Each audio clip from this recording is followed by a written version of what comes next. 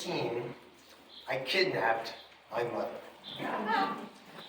I was sitting in my office at my desk during a period in my life when I had an office and a desk. The phone rings, and I look down and I see it's my private line. When it's my private line, I know it can be only one of three people. It's either my wife, my mother, or my boss. I pick up the phone and it's my mother. She says, "My bowls are missing." I said, "Excuse me, your bowls are missing?" She said, "It's not a big deal.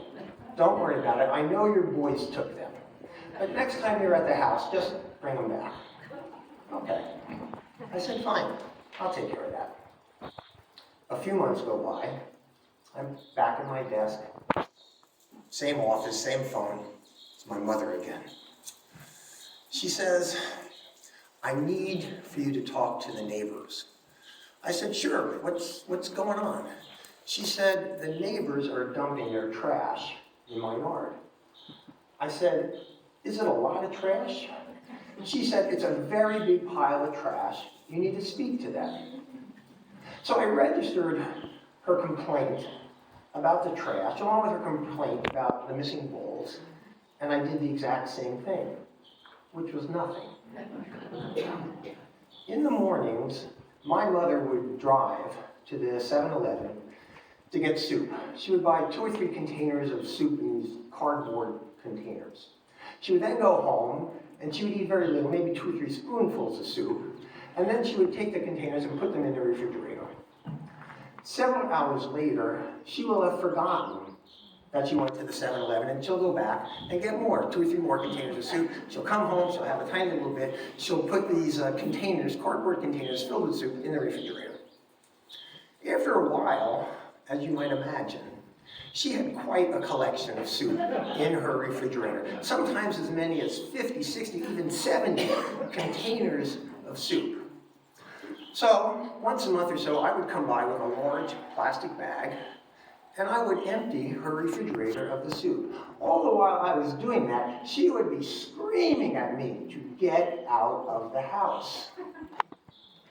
Which I did. I would leave, I would take the soup with me, and then if I came back a few days later, there would be a yellow post-it on the front door, and it would say, "Ricky, go away, don't come in." It wasn't just soup, by the way.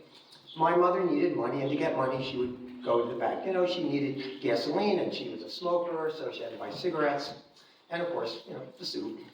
So she would go to the bank, and every time she went to the bank, she would write a check, usually for $20. But, just like the soup, she would have forgotten that she had been to the bank.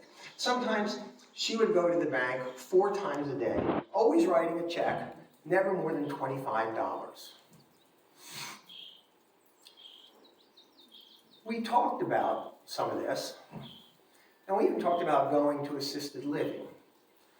But, you know, twice she said yes. Twice she agreed to go to assisted living, but twice she declined. She was not leaving her house. And sometimes during these conversations, you know, she would say to me, "I think I'm losing my mind." She was. In the winter, when it was cold outside, my mother wore a red sweater and heavy